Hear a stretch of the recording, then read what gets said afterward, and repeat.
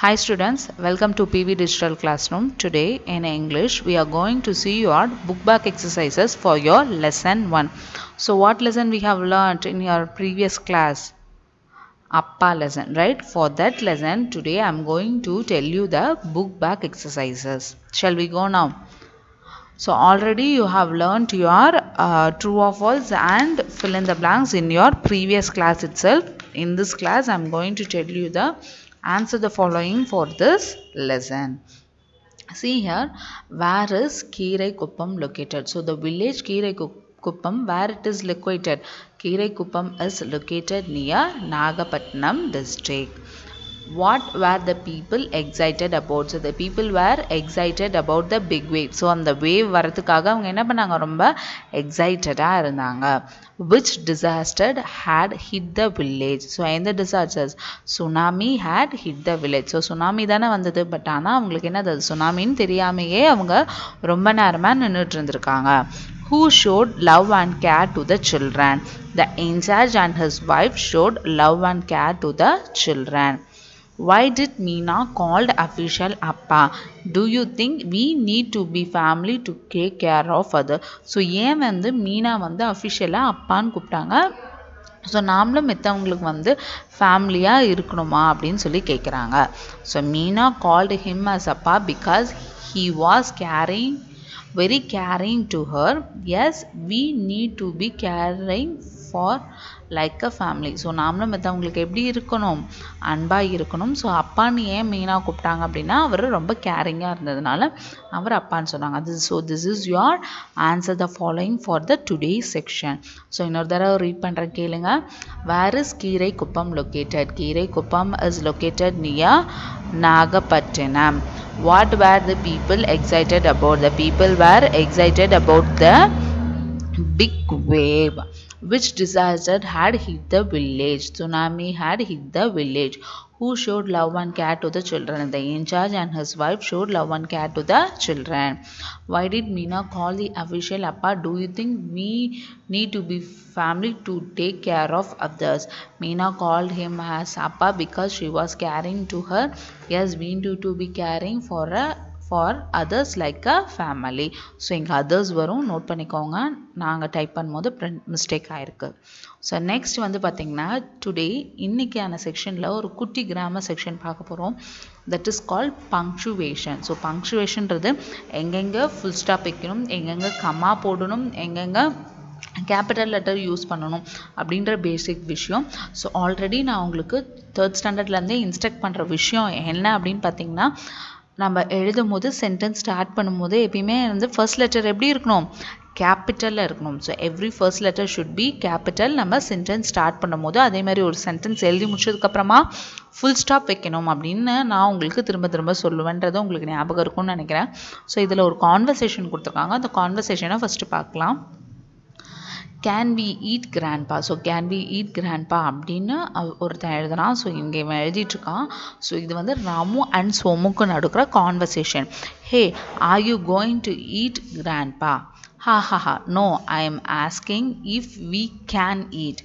Then you should add the correct punctuation. It should be can we eat grandpa. So இவன் வந்து can we eat அப்படின்றது எழுதுறான். அதை எப்படி கரெக்டான பங்க்சுவேஷனில் எழுதணும் அப்படின்னு சொல்லி சோமு சொல்லித்தரான். ஸோ can we eat அப்படின்றத கொட்டேஷனுக்குள்ளே கொண்டு வந்து ஈட் பக்கத்தில் கம்மா போட்டு question mark can we eat அப்படின்றது கொஸ்டின் அப்படின்னு சொல்லி சொல்கிறான். Somu, thank you. Punctuation place an important role to help us understand the sentence. Let us learn some punctuation. So இவங்க வந்து ஒரு கான்வர்சேஷனில் ராமுக்கு எப்படி சோமு வந்து சோமுக்கு ராமு எப்படி பங்க்சுவேஷனை எழுதணும்னு சொல்லித்தரான். ஸோ அதே மாதிரி இன்றைக்கி நான் வந்து உங்களுக்கு எப்படி பங்க்சுவேஷனை எழுதணும் அப்படின்னு சொல்லித்தர போகிறேன். பாருங்கள். C, I am the capital letter. Let's see when and where to use. So capital letter எங்கே எப்படி யூஸ் பண்ணணும் அப்படின்னு சொல்லியிருக்காங்க. We must use me in the beginning of a sentence. So நான் ஆல்ரெடி சொல்லியிருக்கேன் இல்லையா, ஒவ்வொரு சென்டென்ஸோட பிகினிங்லையும் நம்ம என்ன பண்ணணும், கேபிட்டல் லெட்டர் போடணும். Book is our best friend. So B அப்படின்றது கேபிட்டல், இந்த இடத்துல ஸ்மால் போடக்கூடாது. The train runs fast. So the Tன்றது capital. Cow gives us milk. Cன்றது capital. எப்பயுமே ஒரு சென்டென்ஸ் ஸ்டார்ட் பண்ணும்போது ஃபர்ஸ்ட் லெட்டர் கேபிட்டலில் இருக்கணும். அதே மாதிரி உங்களோட நேம் எழுதுறீங்க இல்லையா, உங்களோட பேர், ஸோ அதில் உங்களோட இனிஷியல், உங்களோட நேம் ஓட ஃபர்ஸ்ட் லெட்டர் எல்லாமே எப்படி இருக்கணும், கேபிட்டல் லெட்டரில் இருக்கணும். Children are playing cricket. We have bull in our house. My uncle came by train. So இந்த இடத்துல எல்லாமே பாருங்கள் ரெட் கலரில் என்ன டினோட் பண்ணியிருக்காங்க, ஃபர்ஸ்ட் லெட்டர் கேபிட்டல்னு டினோட் பண்ணியிருக்காங்க. Next I come in the beginning of proper noun and in the abbreviation. So proper நவுன்னா குறிப்பிட்டு சொல்கிறது, பர்டிகுலர் பர்சன் அவரோட பேர். சொன்னேன் இல்லையா, உங்களோட பேர் இல்லை ஒரு பொயட்ரியோட பேர், அந்த மாதிரி இந்தியா, சிட்டிஸ் வருது இல்லை, சிட்டிஸ், கண்ட்ரீஸ், இது எல்லாத்துலேயுமே வந்து ஃபர்ஸ்ட் லெட்டர் எப்படி இருக்கணும், கேபிட்டலாக இருக்கணும். நம்மளோட நேம் எழுதும் போதும் ஃபர்ஸ்ட் லெட்டர் கேபிட்டலில் இருக்கணும். ஊர் பேர், சிட்டி இல்லை கண்ட்ரியோட நேம் சொல்லும் போதும் அதோட ஃபர்ஸ்ட் லெட்டரும் எப்படி இருக்கணும், கேபிட்டலில் இருக்கணும். Bharathi is a Tamil poet. So பீன்றது கேபிட்டல், தமிழ் அப்படின்றது capital. I met Kumar at the market. We live in India. India I country capital வந்திருக்கா, குமார் பாரதின்றதுலாம் பேர். So Tamil particular proper noun. இப்போ சப்ஜெக்ட்ஸ் எழுதுகிறோம், தமிழ், இங்கிலீஷ், மேக்ஸ், சயின்ஸ், அதுலேயும் வந்து என்ன இருக்கணும், ஃபர்ஸ்ட் லெட்டர் கேபிட்டல். அதே மாதிரி அப்ரிவேஷன்ஸ் வருது இல்லையா, we take money from ATM. ATMனா எனி டைம் ATM. ஸோ இந்த மாதிரி அப்ரிவேஷன்ஸ் எல்லா இடத்துலையும் வந்து என்ன பண்ணணும், கேபிட்டல் லெட்டரில் எழுதணும். அடுத்தது பாருங்கள், full stop. I am a full stop. I look like a dot. அது எப்படி ஃபுல் ஸ்டாப்ன்றது டாட் வைப்போம் இல்லையா. So we must use me at the end of the sentence. So ஒரு சென்டென்ஸ் முடியும் போது ஃபுல் ஸ்டாப் வைக்கணும். I fly my kite. Full stop. Monkeys live on the tree. Full stop. I play with Johnson. Full stop. The bird is beautiful. கடைசியா full stop. Take your book. Full stop. Let us all go to the hotel. Full stop. So next வந்து I am comma. கமானா இப்படி ஒரு dot வச்சு கீழே ஒரு tail மாதிரி வரும். I look like a dot with tail.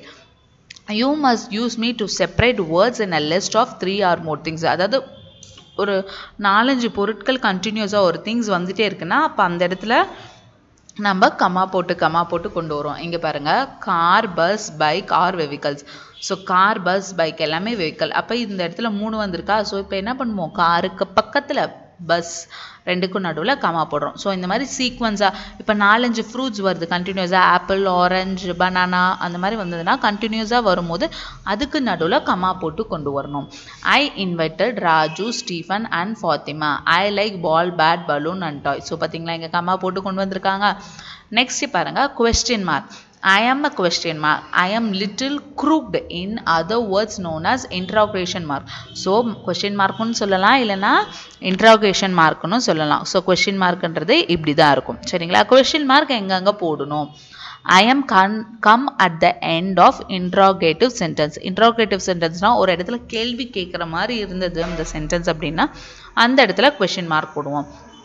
Is he a doctor, அவர் டாக்டரா அப்படின்னு கேட்குறோம். அப்போ அவரை பார்த்து ஒரு கேள்வி கேட்குறோம், அப்போ question mark. When will the train come, எப்போ ட்ரெயின் வரும். ஸோ அப்போ அந்த இடத்துலையும் question mark. What are you doing, நீ என்ன பண்ணுறன்னு கேள்வி கேட்குறோம், அதுவும் question mark. Do you have a book, அந்த இடத்துல உன்கிட்ட புக் இருக்கா அப்படின்னு கேள்வி கேட்குறோம், question mark. Who won the match, யார் மேட்சை ஜெயிச்சா. ஸோ அந்த இடத்துலையும் ஒரு கொஸ்டின் கேட்குறோம். வாட் இஸ் யுவர் நேம், உன் பேர் என்ன, அதுவும் கொஸ்டின்.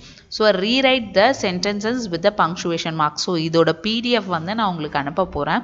ஸோ இந்த புக்கோட இமேஜை பார்த்து நீங்கள் இதுக்கான ஆன்சர்ஸை எனக்கு எழுதி அனுப்ப போகிறீங்க. ஸோ எங்கெங்கே ஃபுல் ஸ்டாப் யூஸ் பண்ணணும், எங்கெங்கே கமா யூஸ் பண்ணணும், எங்கெங்கே கொஸ்டின் மார்க் யூஸ் பண்ணணுன்றது கற்றுக்கிட்டிங்களா.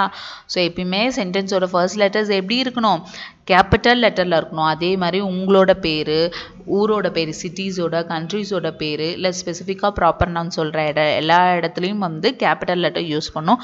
அதே மாதிரி எல்லாரோட அப்ரிவேஷன்ஸ்க்கும் வந்து கேபிட்டல் லெட்டர் வரும். அதே மாதிரி ஃபுல் ஸ்டாப் எங்கே யூஸ் பண்ணணும், ஒவ்வொரு சென்டென்ஸ் முடிஞ்சதுக்கு அப்புறமும் ஃபுல் ஸ்டாப் யூஸ் பண்ணணும். அடுத்தது கமா வந்து சீக்வன்ஸாக 2-3 திங்ஸ் வந்து கண்டினியூஸாக வந்தது அப்படின்னா அந்த இடத்துல கமா யூஸ் பண்ணணும். அடுத்தது இன்ட்ரோகேஷன் சைன், அதாவது கேள்வி கேட்குற மாதிரி இருக்க எல்லா சென்டென்ஸ்லையும் என்ன பண்ணணும், கொஷின் மார்க் போடணும். ஸோ இது வந்து உங்களோட எக்ஸசைஸ். இந்த எக்ஸசைஸை வந்து நான் உங்களுக்கு பிடிஎஃபாக அனுப்ப போகிறேன். அந்த பிடிஎஃப்பில் நீங்கள் கொஷினை பார்த்து ரஃப் நோட்டில் காப்பி பண்ணிவிட்டு எனக்கு இதுக்கான ஆன்சர்ஸ் வந்து ஹோம்ஒர்க்காக வந்து நீங்கள் எனக்கு சென்ட் பண்ண போகிறீங்க. தேங்க்யூ ஃபார் வாட்சிங் திஸ் வீடியோ.